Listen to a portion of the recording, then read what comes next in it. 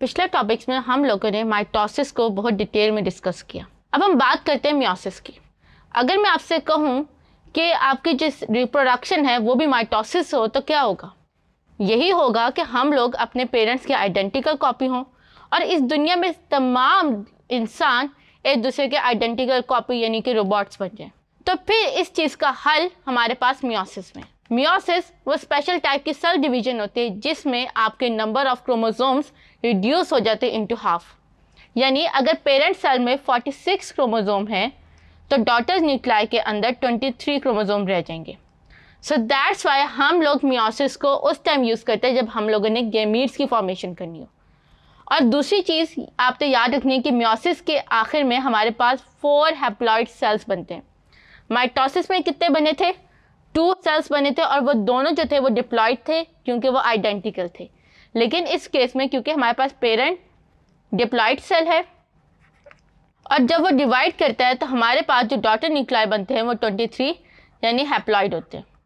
और फिर हमारे पास जो आखिर में आता है वो हमारे पास 4 हैप्लॉइड सेल्स क्रिएट हो जाते हैं। तो मियोसिस हमारे सिर्फ रिप्रोडक्टिवरी ऑर्गन्स में होती है, यानी कि ऐसे ऑर्गन्स जहाँ पे गैमेट्स की फॉर्मेशन है, जिन्होंने आगे सेक्सुअल रिप्रोडक्शन करनी है, उन तमाम के अंदर जो है वो मियोसिस होगी। बकाया हमारी पूरी बॉडी के अंदर माइटोसिस होती है। अब जब मैं एनिमल्स की बात करूँ तो एनिमल्स के अंदर एग और स्पर्म्स बनते हैं।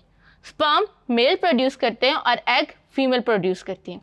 अब यहाँ पे स्टूडेंट थोड़े से कंफ्यूज होते हैं कि हैप्लॉइड सेल्स आगे जाके क्रोमोसोम का नंबर कैसे रिस्टोर करेंगे। इस चीज़ को अंडरस्टैंड करने के लिए आप इस डायग्राम को देखें। सबसे पहले आप याद रखें कि हमारे पास जो सेल बनता है वो हैप्लॉइड है, यानी अगर ये गैमीट है तो फीमेल गैमीट ने 23 क्रोमोसोम्स है और इसमें भी जो है वो 23 क्रोमोसोम्स है। जब फर्टिलाइजेशन का प्रोसेस होगा तो फर्टिलाइजेशन के प्रोसेस के बाद हमारे पास जो जायगोट बनेगा उसके अंदर 46 क्रोमोसोम्स रिस्टोर हो जाएंगे। यानी 23 उसने फादर से लिए, 23 उसने मदर से लिए, तो इस तरह उसके पास जो है वो 46 क्रोमोसोम रिस्टोर हो जाएंगे।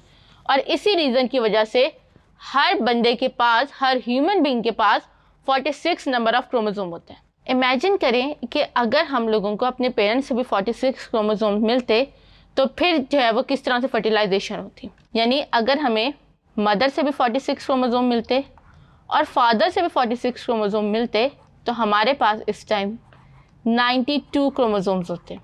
और फिर जब ये 92 क्रोमोसोम्स आगे फर्दर जो है वो 92 + 92 होते तो इस तरह से हर जनरेशन में जो है वो क्रोमोसोम का नंबर डबल से डबल होता जाता।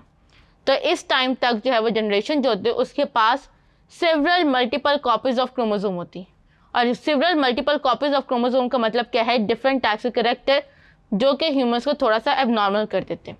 तो दैट्स वाई हमारे पास जो है वो मियोसिस है, क्योंकि मियोसिस की वजह से हमारा जो नंबर ऑफ क्रोमोसोम है हर एनिमल, हर प्लांट के अंदर रिस्टोर हो जाता है। अगर मैं प्लांट्स की बात करूं तो अगेन प्लांट्स के अंदर भी जो पोलन ग्रेन्स होते हैं वो मेल रिप्रोडक्टिव सिस्टम बनाता है और वो भी हैप्लॉइड होते हैं। और जो फीमेल रिप्रोडक्टिव सिस्टम में जो ओव्यूल बनता है वो ओव्यूल भी हैप्लॉइड गैमीट होते हैं। और इस तरह जब हमारे पास 2 हैप्लॉइड मिलते हैं तो वो हमारे पास एक डिप्लॉइड ऑर्गेनिज्म क्रिएट कर देते हैं।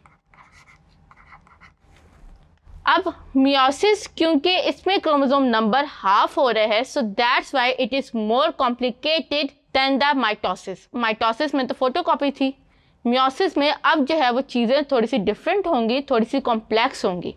अगर मैं मियोसिस की बात करूँ तो मियोसिस को हम लोग 2 फेजेस में फर्दर डिवाइड करते थे। मियोसिस 1 जिसको हम लोग रिडक्शन फेज भी कहते हैं और मियोसिस 2 जो कि माइटोसिस की आइडेंटिकल कॉपी होती है। तो मियोसिस 1 के अंदर बेसिकली हमारे पास वो आगे फर्दर चारों prophase 1, metaphase 1, anaphase 1 and telophase 1 होगी। और फिर उसके बाद मियोसिस 2 होगी जिसके अंदर वो चारों फेज रिपीट होंगी, लेकिन मियोसिस 2 के अंदर हमारे पास 23 क्रोमोसोम्स होंगे इंस्टेड ऑफ 46। यहाँ पे जो है वो आपका क्रोमोसोम मियोसिस 1 में क्रोमोसोम का नंबर जो है वो 46 से रिड्यूस हो जाएगा इनटू 23। सो दैट्स वाई हम लोग मियोसिस 1 को रिडक्शन फेज कह रहे हैं।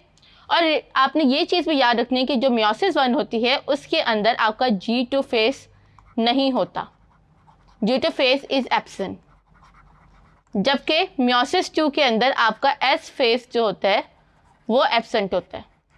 तो ये एक इम्पॉर्टेंट एमसीक्यू है कि अगर आपसे कोई पूछे कि मियोसिस 1 में कौन सी फेज जो होती है वो लैग कर रही होती है, तो आपको बताना है G2 फेज मियोसिस 1 में नहीं होती और S फेज मियोसिस 2 में नहीं होती। तो इस तरह से मियोसिस की जो स्टेजेस होती हैं उनको हम लोग नेक्स्ट टॉपिक में डिटेल से डिस्कस कर लेंगे।